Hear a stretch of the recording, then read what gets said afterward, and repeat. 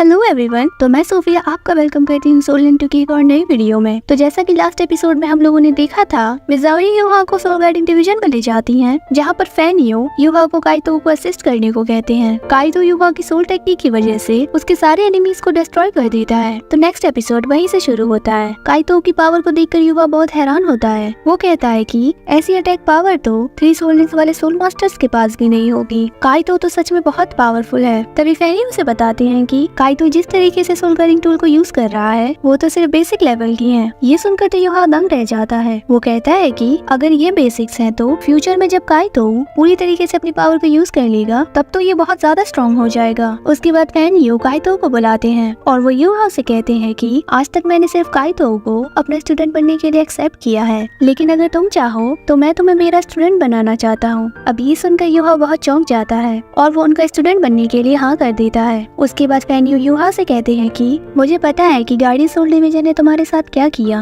वो तुम्हारे अगेंस्ट है, लेकिन मैं यही कहूँगा कि उनके मेथड्स अनफेयर होते हैं और आज से तुम मेरे दूसरे स्टूडेंट हो और साथ ही साथ तुम सोल गार्ड डिवीजन के कोर स्टूडेंट भी हो। ये सुनकर युहा की आंखें भर आती हैं और वो वहीं पर रोने लगता है और फैन उसे बहुत ही प्यार से चुप कराते हैं। बेचारा युहा, उसे पूरे एग्जाम के दौरान ह्यूमिलेट किया गया और यहाँ तक कि डीन यान ने भी उसे नहीं छोड़ा। अब उसके बाद काइतो उसे गोद में उठा लेता है और वो उससे कहता है कि अब मेरे पास एक छोटा भाई है, अब हम दो भाई साथ में प्रैक्टिस करेंगे। फैन और मिज़ाओ भी बहुत खुश होते हैं। उसके बाद वो सभी सोल गार्ड डिवीजन से बाहर आ जाते हैं, जहाँ पर फैन युहा को कहते हैं सोल मास्टर की फाउंडेशन बहुत जरूरी है, तो तुम गार्डियन सोल डिवीजन में अच्छे से स्टडी करना और अपनी क्लासेस खत्म करने के बाद यहाँ पर आकर प्रैक्टिस करना। वो आगे कहते हैं कि लेकिन गार्डियन सोल डिवीजन और सोल गार्ड डिवीजन को एक साथ स्टडी करना तुम्हारे लिए थोड़ा मुश्किल हो सकता है, तो क्या तुम इसके लिए तैयार हो? और युहा पूरे जोश के साथ कहता है कि मैं बिल्कुल तैयार हूँ। अब इतने अच्छे मोमेंट्स के बाद सीन शिफ्ट हो जाता है और फैन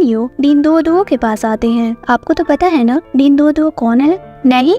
ओफ, कितनी जल्दी भूल जाते हो। डीन दुओ सोल गार्ड डिवीजन के हेड हैं। ओके, तो अब डीन दुओ फैन से पूछते हैं कि तो तुम एक्सट्रीम सोलो वॉरियर प्लान के लिए कितने कॉन्फिडेंट हो? जिस पर फैन थोड़ा सोचते हुए बताते हैं कि एक्सट्रीम सोलो वॉरियर प्लान में काइतो 40% पर है, लेकिन युहा 70% पर है। अगर वो दोनों साथ में काम करते हैं तो आने वाले 10 से 15 साल में वो दोनों एक्सट्रीम सोलो वॉरियर प्रोटोटाइप बन सकते हैं। अगर वो दोनों मेरी एज तक आने से पहले अपनी कल्टीवेशन में कामयाब हो जाते हैं तो वो दोनों अपने ट्रू गोल को अचीव कर लेंगे। ये सुनकर तो डीन दुओ बहुत ज्यादा खुश हो जाते हैं। वो कहते हैं कि सिर्फ 10 से 15 साल है ना, तो ये तो बहुत अच्छी बात है। ऐसे तो यान शाओज़े मुझसे बहुत पीछे रह जाएगा और वो तो मेरी टक्कर का ही नहीं रहेगा। तभी बेल रिंग करती है और हमें युहा की क्लास का सीन दिखाया जाता है। तो युहा की न्यू क्लास में फ्रेशमैन एग्जाम को पास करने वाले सभी स्टूडेंट्स होते हैं। उसके बाद मिज़ाओ आती है और युहा उन्हें देखकर अपने मन में सोचता है कि अब तो मिज़ाओ की उम्मीदें हमसे और भी ज्यादा बढ़ गई होंगी, हमें उनकी उम्मीदों पर खरा उतरना होगा। वो आगे सोचता है कि ये तो अच्छा हुआ कि न्यू क्लास में भी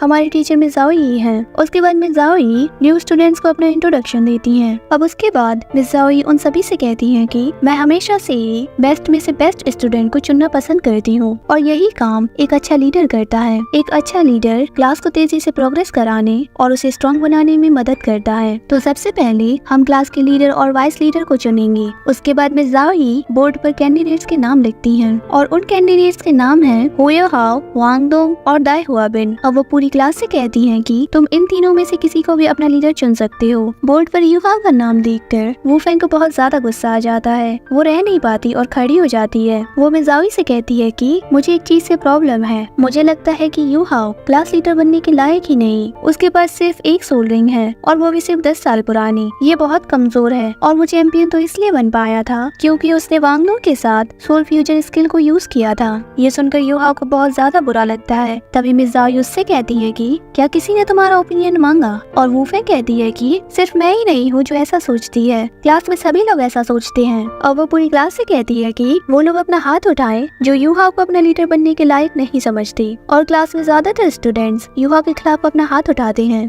ये देखकर वांग दोंग से तो बिल्कुल रहा नहीं जाता। वो गुस्से से खड़ा होकर वूफे से कहता है कि तुम फ्रेशमैन एग्जाम में हमसे हार गई थी और उस हार को तुम एक्सेप्ट नहीं कर पा रही हो, इसीलिए तुम ये सब कर रही हो। अगर तुम्हारे अंदर हिम्मत है तो मुझे चैलेंज कर करो ना। जिस पर वूफेंग कहती है कि मुझे तुमसे लड़ाई करने में कोई इंटरेस्ट नहीं है, अगर दम है तो यूहा मुझे हरा कर दिखाए। ये सब देखकर डार्क फाविन बड़े मजे ले रहा था। तभी टीचर उन सभी को चुप करा देती हैं और वो यूहा से पूछती हैं कि तो तुम क्या कहना चाहोगे। और यूहा कहता है कि मैं वूफेंग के चैलेंज को एक्सेप्ट करता हूँ। ये सुनकर xiaoxiao यूहा से कहती है कि तुम अपनी एक सोल रिंग से वूफेंग की 2 सोल रिंग का सामना कैसे करोगे। उसके पास सबसे भयानक रेड ड्रैगन गार्डियन सोल है, तो तुम क्या करोगे। वही दूसरी तरफ वूफेंग बहुत खुश होती है। वो यूहा से कहती है कि आज मैं तुम्हें एक अच्छा सबक सिखाकर कुछ ही सेकंड में मैच को खत्म कर दूंगी। और यूहा अपने मन में सोचता है कि इस चैलेंज को, जिसमें मेरा हारना लगभग तय है, मुझे एक्सेप्ट करना ही होगा। अगर मैंने ऐसा नहीं किया तो इस क्लास में मुझे कोई भी एक्सेप्ट नहीं करेगा। उसके बाद मिस ज़ोई सभी को सोल एरिना में चलने को कहती है। अब हमें सोल एरिना का सीन दिखाया जाता है, यहाँ पर 97% स्टूडेंट्स वूफेंग को सपोर्ट कर रहे थे और सिर्फ 3% स्टूडेंट्स यूहा को।